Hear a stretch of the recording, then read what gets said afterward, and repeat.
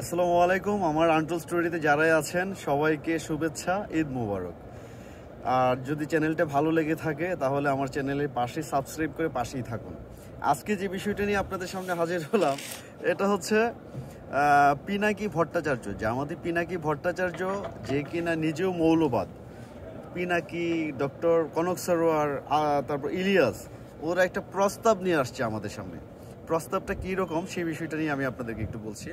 প্রস্তাবটা হচ্ছে ওরা চাচ্ছে যে আমাদের আওয়ামী লীগ সরকারের যে সময়টা ছিল, বাকি সময়টা ছিল, সেই সময়টা তারা একটা অন্তর্বর্তী সরকার দিয়ে সরকারটা চালাবে। আচ্ছা, অন্তর্বর্তী সরকারের মেয়াদকালটা কেমন হবে সেটা তো বললাম। আমাদের যে বাকি সময়টুকু ছিল 4 বছর, সেই সময়টা হবে। আরেকটা বিষয় হচ্ছে অন্তর্বর্তী সরকার কিভাবে হবে। তারা যাচ্ছে জামাত, বিএনপি, বাম, ডান, মানে আওয়ামী লীগের বাইরে যারা আছে সবাই থাকবে এই অন্তর্বর্তী সরকারে। অন্তর্বর্তী সরকারের প্রধানমন্ত্রী কে হবে? তাদের প্রস্তাব, অন্তর্বর্তী সরকারের প্রধানমন্ত্রী হবে অবৈধ উপদেষ্টা ইউনূস সাহেব।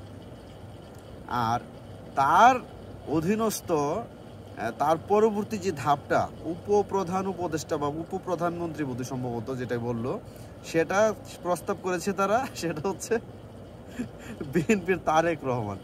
তারেক রহমান নাকি হবে উপপ্রধানমন্ত্রী। আরে ভাই, আপনারা বিএনপিকে আসলে কি ভাবেন? বিএনপিকে আসলে এত ছোট, মানে তারেক রহমান কি যাবে আসলে? বিএনপির ভাইদের কাছে প্রশ্ন, তারেক রহমান কি ইউনূস সাহেবের অধীনে উপপ্রধানমন্ত্রী হতে যাবে? আমার মনে হয় না যাবে, কিন্তু বলা তো যায় না, কারণ ক্ষমতাটা সবাই পছন্দ করে। তো এখানে জামাত থাকবে, এখানে বাম থাকবে, এবং আরও মজার বিষয় হচ্ছে যারা যেরকম বড় দল তাদের কাছ থেকে এরকম মন্ত্রিত্ব আসবে, এরকম মন্ত্রী হবে।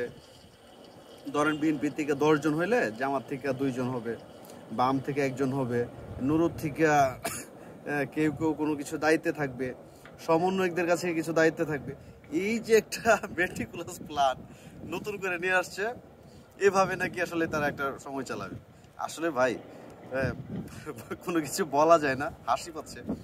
কোনো কিছু বলা যায় না, কারণ হচ্ছে ওই ফ্রান্সে বসে পিনাকি যেভাবে প্রেসক্রাইব করতেছে, ইউনূস, আসিফ, নাহিদ, সার্জিস, ওরা আসলে এইভাবেই পালন করার চেষ্টা করতেছে।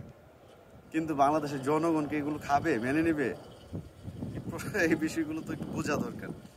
বলা যায় না যে তারেক রহমান যদি চলে আসে এই প্রস্তাবে, মানে উপপ্রধানমন্ত্রীতে উপদেষ্টা ডক্টর আসিফ কি বলে ইউনূসের সাথে, তাহলে আসলে হইতেও পারে।